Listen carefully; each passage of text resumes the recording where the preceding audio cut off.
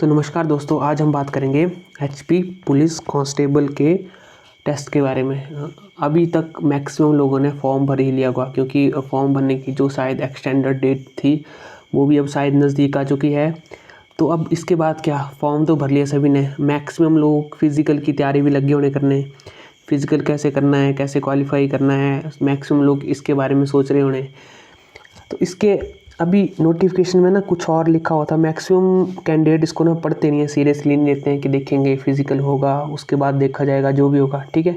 तो अभी इस वीडियो में मैं बात करूँगा पूरा ही आपको कि ये टेस्ट जो है आपके बिल्कुल आपको पता ही होना 4 फेजेज़ में होने वाला है। आप मतलब क्वालिफाई होंगे 4 फेजेज़ में।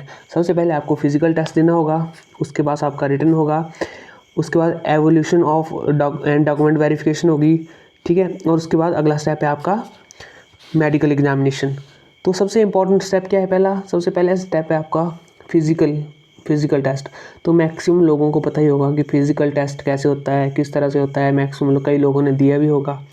अभी इस बार फिज़िकल टेस्ट में एक नई चीज़ मतलब जो ऐड ऑन की गई है वो फिज़िकल टेस्ट में वो क्या है, 100 मीटर रेस।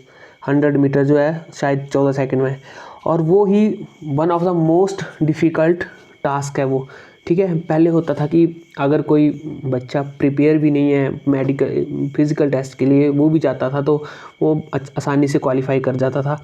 अब हायरार्की पता नहीं किस ऑर्डर में होगी, मेरे हिसाब से तो जैसा कि मेरा एक्सपीरियंस है तो सबसे पहले, और बाकी टेस्ट भी देखें आप, जैसे कि एचपी फॉरेस्ट गार्ड का टेस्ट होता है तो फॉरेस्ट गार्ड में सबसे पहले क्या होता है, उसमें सेम क्राइटेरिया होता है उसमें। लेकिन ये है कि जैसा यहाँ पे आपको 1500 मीटर है ना ग्राउंड, वहाँ पे शायद 800 मीटर होता है, ठीक है। तो वहाँ हायरार्की सेम होती है। हायरार्की में मतलब सबसे पहले आपका 100 मीटर होगा। 100 मीटर में सबसे बच्चे इसको लेते हैं बहुत ही, मतलब कैंडिडेट इसको लेते हैं कि नहीं यार 100 मीटर ही तो है। तो 100 मीटर क्या है, 100 metre one of the most difficult task है। आप 1500 मीटर भी क्वालिफाई कर जाओगे, हाई जंप भी क्वालिफाई कर जाओगे, लॉन्ग जंप भी क्वालिफाई कर जाओगे, लेकिन 1500 मीटर वो डिफ़िकल्ट टास्क क्यों है। 1500 मीटर डिफ़िकल्ट टास्क है आपके लिए क्योंकि आपके पास सिर्फ 14 सेकंड का टाइम है। तो मैं कैंडिडेट को सिर्फ यही सुजेस्ट करूंगा कि अगर आप मतलब 1500 मीटर की तैयारी कर रहे हैं तो उससे पहले सबसे पहले आप 100 मीटर की तैयारी कीजिए। 100 मीटर की तैयारी बहुत ही इंपॉर्टेंट है, क्योंकि मैक्सिमम कैंडिडेट यही सोचते हैं यार 100 मीटर तो है, कोई नहीं 14 सेकंड में उस टाइम जोर लगा लेंगे निकल जाएगी, पर नहीं, उसमें कंसंट्रेशन पावर लगती है। सबसे इम्पॉर्टेंट है कंसंट्रेशन पावर। कंसंट्रेशन पावर क्यों, फॉर एग्जांपल आपका वहाँ पे 8 लोग शायद दौड़ाए जाएंगे, 8 लेन्स बनी होंगी तो 8 लोग दौड़ाए जाएंगे एक बारी में। तो जैसे ही आपका वहाँ पे वो क्लैप की साउंड होती है, शायद वह क्लैप की साउंड या कुछ और साउंड देंगे, तो आपको एकदम से निकलना पड़ता है वहाँ पे।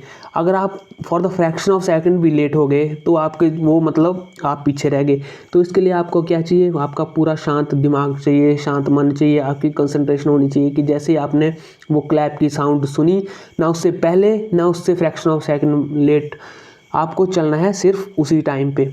तो सबसे पहले मैं ये कैंडिडेट को ये सजेस्ट करूँगा कि आप सबसे पहले 100 मीटर की तैयारी अपनी फुल रखें, ठीक है। तो उसके बाद अगर आपका फिज़िकल टेस्ट क्वालिफाई हो जाता है, फॉर एग्जांपल फिज़िकल टेस्ट में आपके क्या है, सबसे पहले मेरे हिसाब से 100 मीटर ही होगा। 100 मीटर में आपका सबसे ज़्यादा जो मतलब छंटनी होगी वो 100 मीटर में होगी।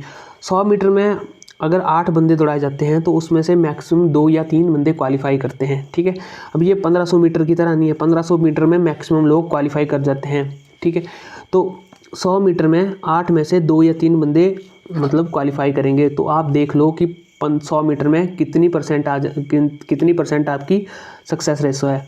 तो आप सबसे पहले 100 मीटर की तैयारी कीजिए, क्योंकि 100 मीटर की तैयारी से ही आपका शायद 100 मीटर के बाद आपका हाई जंप होगा, हाई जंप के बाद उसके बाद ब्रॉड जंप होगा, और उसके बाद ही आपकी 1500 मीटर रेस होगी, ठीक है। तो फिज़िकल एफिशिएंसी टेस्ट आपको साथ के साथ मतलब 100 मीटर की साथ के साथ तैयारी करते रहना है, ठीक है। और ऐसा नहीं है कि अभी कैंडिडेट सोचते हैं ना कि फिज़िकल एफिशिएंसी टेस्ट होगा, क्वालिफाई हो जाएगा तो उसके बाद हम आके पढ़ने की सोचेंगे। इस बार ना कंपटीशन बहुत ही टफ रहने वाला है, बहुत ही टफ। फॉर एग्जांपल अगर मान लो 1,20,000 लोगों ने भी फॉर्म भरा होगा ना, 1,20,000 लोगों ने फॉर्म भरा होगा। फॉर एग्जांपल मैं सिर्फ मेल कैंडिडेट की बात करूं, अगर 80,000 भी आपके फॉर्म भरे हुए होंगे, फॉर एग्जांपल ज़्यादा से ज़्यादा मान के चलो आप मैक्सिमम कि आपके 50% लोग ग्राउंड क्वालिफाई कर जाते हैं, फिर भी 50% आपके पास कितना हुआ, 40,000 लोग आपके पास फिज़िकल एफिशिएंसी टेस्ट में 40,000 लोगों के साथ आपका कंपटीशन होगा। और पोस्टें कितनी हैं वो तो आपको पता ही है। और इस बार शायद मेरिट भी स्टेट वाइज बनने वाली है, स्टेट वाइज मेरिट बनने वाला है। पहले तो डिस्ट्रिक्ट वाइज होता था ना कि डिस्ट्रिक्ट वाइज आपको अपने डिस्ट्रिक्ट के ही मतलब लड़कों से या लड़कियों से कम्पीट करना पड़ता था। अब आपको पूरे स्टेट में कैटेगरी वाइज आपको अपनी कैटेगरी में आपको वो करना पड़ेगा, फाइट करनी पड़ेगी, ठीक है। तो सबसे पहले फिज़िकल के साथ साथ बहुत ही इम्पॉर्टेंट कि आपको साथ साथ में ही इसकी तैयारी भी शुरू कर देनी चाहिए रिटन एग्ज़ाम की। अगर तैयारी शुरू कर दी है तो वेल एंड गुड है, अगर आपने तैयारी शुरू नहीं की है तो जल्दी से जल्दी 5-6 घंटे मैक्सिमम 6-7 घंटे आप तैयारी कीजिए, तभी आपका रिटन क्लियर हो पाएगा, क्योंकि इस बार कंपटीशन बहुत ज़्यादा है। फॉर एग्जांपल अगर हम एज क्राइटेरिया की बात करें तो 26 साल एज रखी हुई है, शायद 26 साल एज रखी हुई है जनरल कैंडिडेट के लिए। तो 26 साल में क्या होता है, 26 साल की एज में मैक्सिमम लोग ग्रेजुएशन कंप्लीट कर चुके होते हैं या अपनी मास्टर्स कंप्लीट कर चुके होते हैं, ठीक है। 26 साल की उम्र में अगर आप 21 साल की उम्र में अपनी ग्रेजुएशन कंप्लीट कर जाते हैं तो 26 साल की उम्र तक आप अपनी मास्टर्स कंप्लीट कर चुके होते हैं। और फॉर एग्जांपल अगर कोई लड़का 21 साल का है और उसका कंपटीशन 26 साल के लड़के के साथ है, ये तो अब आईक्यू पे डिपेंड करता हूँ, पर मैं जनरली बात कर रहा हूँ। अगर एक नॉर्मल 21 साल का पढ़ा हुआ लड़का और 26 साल का पढ़ा हुआ लड़का, अब आईक्यू तो सबका अलग अलग है, लेकिन अब फॉर एग्जांपल अगर हम मतलब नॉलेज वाइज बात करें तो फॉर एग्जांपल 26 साल के लड़के को ही ज़्यादा नॉलेज होगा, क्योंकि वो, मैं ऐसा नहीं बोल रहा हूँ कि मतलब आईक्यू 21 साल के का भी ज़्यादा हो सकता है 26 साल के से बच्चे से भी। मैं आपको सिर्फ अब इस कंपटीशन के बारे में एक आइडिया दे रहा हूँ कि इतना कंपटीशन होगा इस बार, तो ठीक है। तो सबसे पहले आपको फिज़िकल की तैयारी तो करनी है, तो साथ साथ में फिज़िकल के साथ साथ आप सबसे मेन में रिटन की तैयारी करते रहिए। साथ साथ में रिटन के लिए आपको 6-7 घंटे देने ही पड़ेंगे दिन के, बल्कि ज़्यादा भी, क्योंकि रिटन के लिए आपको बहुत ही ज़्यादा टफ कंपटीशन मिलने वाला है और इस बार नेगेटिव मार्किंग भी है। तो मैं यही बता रहा था इस नोटिफिकेशन के थ्रू कि आपको नोटिफिकेशन पहले पूरी क्लियर होनी चाहिए कि रिटन कैसे होगा, किस हिसाब से होगा। तो जैसे कि नोटिफिकेशन में देखो पूरा लिखा हुआ है, रिटन टेस्ट कितने का है आपका, 90 मार्क्स का होगा और हाइट के लगेंगे आपको 6 मार्क्स और एनसीसी सर्टिफिकेट के 4 मार्क्स। तो हाइट और एनसीसी का तो ऐसा है कि आपको सभी को क्लियर ही होगा, अपनी हाइट तो सभी को पता होगी, वो आसानी से नाप सकते हैं, ठीक है। हाइट का ये क्राइटेरिया है, जैसे कि इस चार्ट में लिखा हुआ 5 फीट 7 इंचेस को उसको 0 मार्क्स मिलेंगे, ऐसे ऐसे करके 6 फीट एंड अबव वाले को 6 मार्क्स। तो ये सभी कैंडिडेट को अपना पता ही है कि जिसकी हाइट 5 फुट 9 इंच हुई और 5 फुट 10 इंच से कम हुई उसको 3 मार्क्स मिलेंगे, ये तो श्योर ही है सभी को। तो इसको ध्यान में रखते हुए आपने अपनी तैयारी करनी है, क्योंकि जो 6 फुट है लड़का, वो तो आपसे अगर फॉर एग्जांपल 6 फुट है, ठीक है, कोई 5-7 है तो वो आपसे सीधा ही 6 मार्क्स आगे हो गया, ठीक है। 6 मार्क्स, उसको कुछ करना भी नहीं पड़ा, ठीक है। तो 6 मार्क्स सीधा आपसे आगे हो गया, ठीक है। तो आपको उस हिसाब से तैयारी करनी है। अब देखिए फॉर एग्जांपल एनसीसी सर्टिफिकेट है, ठीक है, 4 मार्क्स का ये भी, ठीक है। तो एनसीसी सर्टिफिकेट्स का भी सभी को पता ही है, ठीक है। किसी के पास ए होगा, किसी के पास बी होगा, किसी के पास सी होगा, ठीक है। तो अलग अलग से उसके नंबर लगेंगे, ये भी सभी को पता है। जिसके पास है उसको नंबर लगेंगे, जिसके पास नहीं है उसको नहीं लगेंगे, ठीक है। तो उस हिसाब से आपने तैयारी करके चलनी है, ठीक है। फॉर एग्जांपल कोई कैंडिडेट है, फॉर एग्जांपल बात कर रहा हूँ मैं, उसकी हाइट भी 5-7 है और उसके पास एनसीसी सर्टिफिकेट भी नहीं है, तो उसके ये 10 मार्क्स तो सीधे जीरो हो गए ना, ये 10 मार्क्स तो उसके सीधे जीरो हो गए। उसको सिर्फ 90 मार्क्स रहे, ठीक है, 100 में से, तो उसको मतलब बाकियों के पास तो ये एडवांटेज रहेगा ना किसी और लॉरों के पास, तो जो 90 मार्क्स वाला है उसको मतलब ज़्यादा मेहनत करनी पड़ेगी, ठीक है, इस मामले में।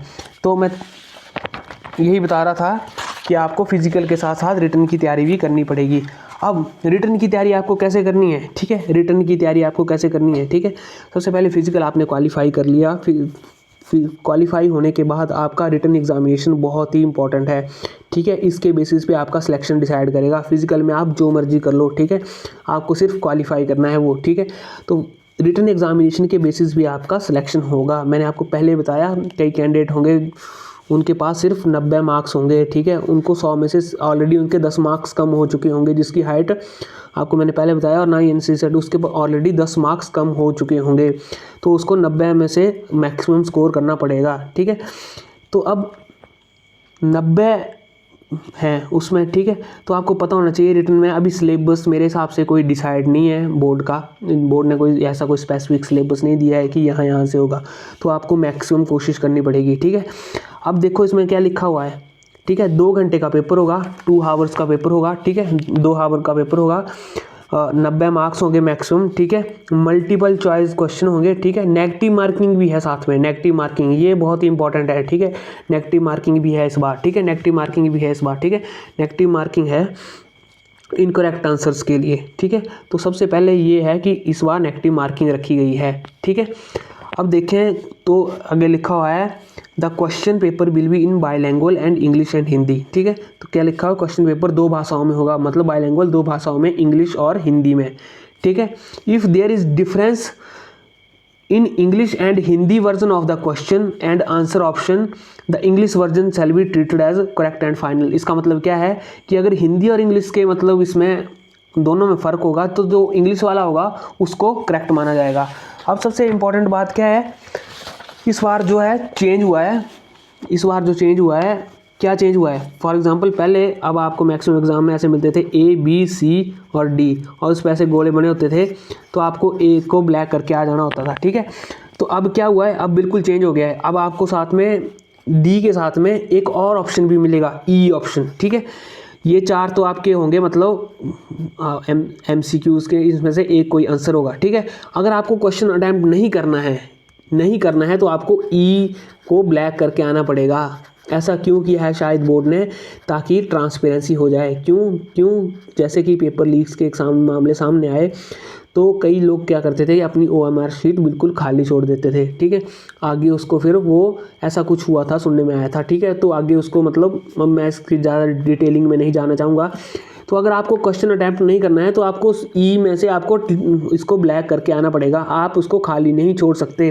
देखो इसमें लिखा हुआ है each question will be followed by 4 ABCD answer option and 1 option E in case candidate does not want to answer the question. अगर कैंडिडेट मतलब उसको आंसर नहीं करना चाहता है तो आपको E ऑप्शन को टिक करना पड़ेगा, ठीक है। उसको ब्लू और ब्लैक बॉल पेन से आपको वो करना पड़ेगा, टिक करना पड़ेगा, ठीक है।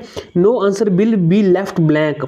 कोई भी आंसर को आप OMR शीट में ऐसे नहीं रख सकते कि आपने A को भी टिक नहीं लगाया, B को भी टिक नहीं लगाया, C को भी टिक नहीं लगाया, D को भी टिक नहीं लगाया, ना कि E को मिलाया, ठीक है। E को भी नहीं लगाया, ठीक है।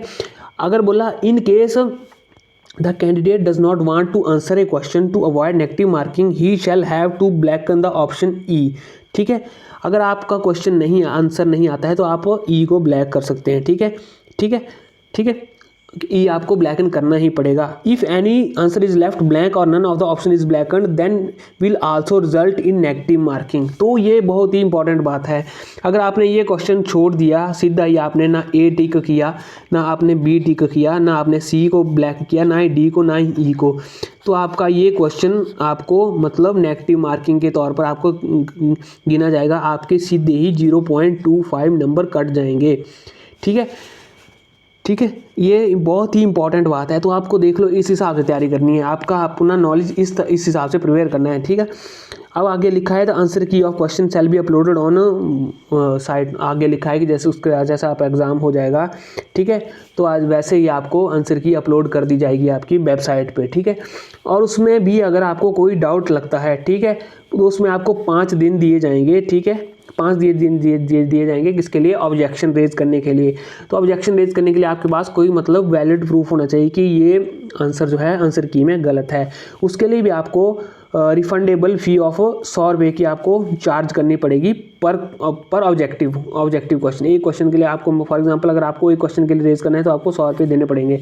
वो है शायद नॉन रिफंडेबल फीस है, वो आपको वापस नहीं होगी, ठीक है। अगर आपने 2 क्वेश्चन पे करना है तो आपको 200 रुपये देने पड़ेंगे, ठीक है। ऑनलाइन मोड से ही होंगे वो भी, ठीक है, ठीक है। The received objection will be verified from subject expert paper setter. उसके बाद क्या होता है, जो आपने अगर ऑब्जेक्शन आपके आए हैं, किसी क्वेश्चन पे ऑब्जेक्शन आएंगे तो आपके वो रिव्यू किए जाएंगे और उसके हिसाब से बाद में आंसर की को भी बदला जा सकता है। अब ये भी लिखा है आपको, देखो दोनों ही आंसर पढ़ने पड़ेंगे। बाईलैंग्वेज पेपर में बोला if there is any difference in English and Hindi version, ठीक है, of the question and answer option, the English version shall be treated as correct and final. तो इसमें लिखा हुआ है कि अगर इंग्लिश और हिंदी में आपको फ़र्क दिखाई देगा है तो जो इंग्लिश वाला है उसको ही सही माना जाएगा। तो मैक्सिमम कैंडिडेट्स को अपने इंग्लिश लैंग्वेज वाले पार्ट को ही देखें, ठीक है।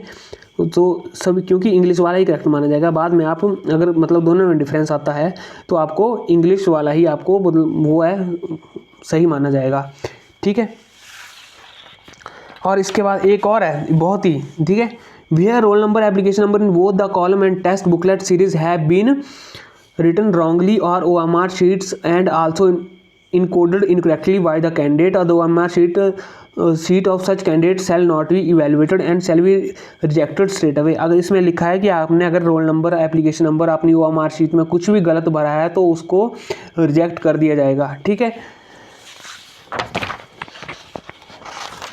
अब आते हैं नेगेटिव मार्किंग के ऊपर, ठीक है। For each question for which a wrong answer has been given by the candidate 1/4 of the marks assign to the question will be deducted as a penalty. For example अगर आपका 1 number का question है, अगर आपने वो गलत कर दिया, ठीक है, तो आपके ऑटोमेटिकली 0.25 नंबर कट जाएंगे, ठीक है। अगर आपने 2 क्वेश्चन गलत कर दिए तो आपके देख लो, फॉर एग्जाम्पल 2 क्वेश्चन 2 नंबर के हुए, ठीक है, वो तो गए आपके 2 नंबर तो गए ही गए, ठीक है। 2 क्वेश्चन फॉर एग्जांपल आपके 2 क्वेश्चन थे, ठीक है, 1 क्वेश्चन आया 2 क्वेश्चन आए, ठीक है। ये कितने थे, बोला था एक क्वेश्चन 1 नंबर का होगा, ठीक है।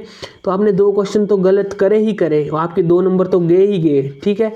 साथ में एक 0.25 और अगेन 0.25, मतलब आपके 0.5 नंबर और कट गए, ठीक है। अगर आपने 4 क्वेश्चन गलत कर दिए, ठीक है, तो 4 नंबर तो गए ही गए आपके, ठीक है। 4 क्वेश्चन आपने फॉर एग्जांपल अटैम्प्ट किए, चारों गलत कर दिए, ठीक है, तो 4 नंबर तो गए ही गए आपके। साथ में 0.25 × 4 कितना हुआ 1, तो 1 नंबर और कट गया। तो आपके 4 क्वेश्चन अटैम्प्ट करने के बाद आपको कितना स्कोर आया आपका, -1 स्कोर आया आपका, ठीक है। तो इस बात का बहुत ही ज़्यादा ध्यान रखना है, ठीक है। तो सबसे इंपॉर्टेंट इस बार ये है नेगेटिव मार्किंग 0.25 की, ठीक है। और आगे और भी लिखा है कि मतलब 1 से ज़्यादा आंसर दोगे तो उसे रॉन्ग आंसर माना जाएगा, ठीक है। कोई भी आंसर आप लेफ्ट ब्लैंक नहीं कर सकते, आपको कोई ना कोई टिक करना ही पड़ेगा, ABCD। अगर आपका ब्लैंक है तो आपको फिर वही 0.25 नंबर आपके कट जाएंगे, ठीक है। लिखकर if question is left blank, no circle is blackened by the candidate, there will be same penalty as above for that question also, 1/4 of the marks assigned to that question will be deducted as penalty, ठीक है। where there are 2 correct answer instead of 1 correct answer out of 4 option in a question, all those candidates who will blacken any one of these 2 correct answer will be awarded marks allotted to that question। अब इसका क्या मतलब है, अगर for example किसी question के for example जैसे A option है, A ऑप्शन आएगा, B ऑप्शन आएगा, C ऑप्शन आएगा, D ऑप्शन आएगा, तो इसका A भी सही होगा और B भी सही होगा। तो कैंडिडेट ने कोई सा भी सही किया होगा, फॉर एग्जांपल किसी ने B कर दिया होगा, किसी ने A कर दिया होगा, अगर दोनों ठीक होंगे तो कैंडिडेट को इसके दोनों के मतलब एक के नंबर अवार्ड कर दिए जाएंगे, ठीक है। अब आगे ये लिखा है रिटन एग्जामिनेशन और उसके बाद जोन्स बनेंगे, शायद वो पता नहीं किस हिसाब से बनेंगे। आप मतलब वो स्टेट कैडर है कि क्या होगा, किस हिसाब से होगा, आपको किस हिसाब से, उस हिसाब से आपको मतलब आगे वेरिफिकेशन के लिए बुलाया जाएगा। तो इसमें लिखा हुआ है आगे जब मतलब आपका पेपर हो जाएगा तो उसके बाद आपकी जो मतलब मेरिट बनेगी, मेरिट मेरे हिसाब से इस हिसाब से बनती है कि आपके जो फॉर एग्जांपल जनरल कैटेगरी के लोग हैं, अगर एक पोस्ट होगी तो उस पर एक पोस्ट पे 3 बंदे बुलाए जाते हैं, ठीक है। एक पोस्ट पे आपके 3 बंदे बुलाए जाते हैं, तो 100 पोस्टें होगी तो 100 जब फॉर एग्जांपल जनरल की 100 पोस्टें होंगी तो 100 × 3 300 बंदे बुलाए जाएंगे शायद, ठीक है, डॉक्यूमेंट वेरिफिकेशन के लिए।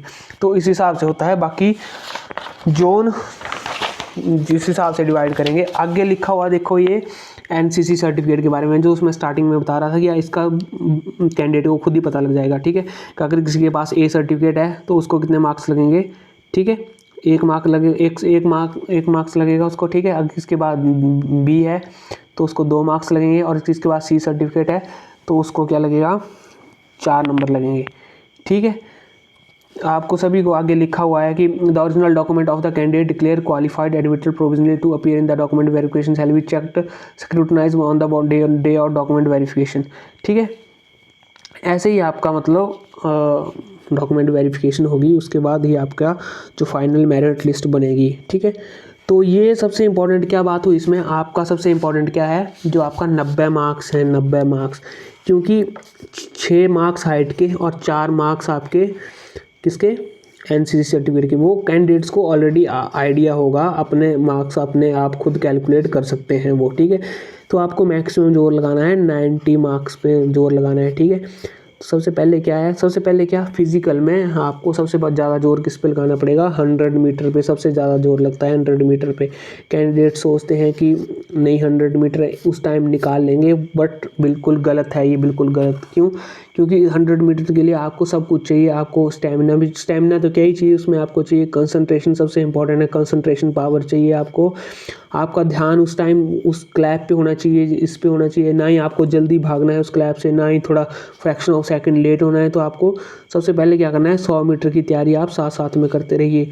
और रिटर्न के लिए सबसे इम्पॉर्टेंट है, रिटर्न के लिए आपको कम से कम दिन में 6-7 घंटे या 8 घंटे मैक्सिमम आपको सीटिंग देनी ही पड़ेगी, क्योंकि कंपटीशन आपका इस हिसाब से है कि आपको अगर 8 घंटे नहीं पढ़ोगे आप मॉक टेस्ट देते रहिए, पूरा पहले पढ़िए, उसका क्लियर कीजिए, हिमाचल जी के पढ़िए, बाकी आपको जो बाकी मतलब जो आपको सजेस्ट किया जाता है पुराने पेपर्स देखिए, उस हिसाब से आपको अपना प्रिपेयर करना पड़ेगा।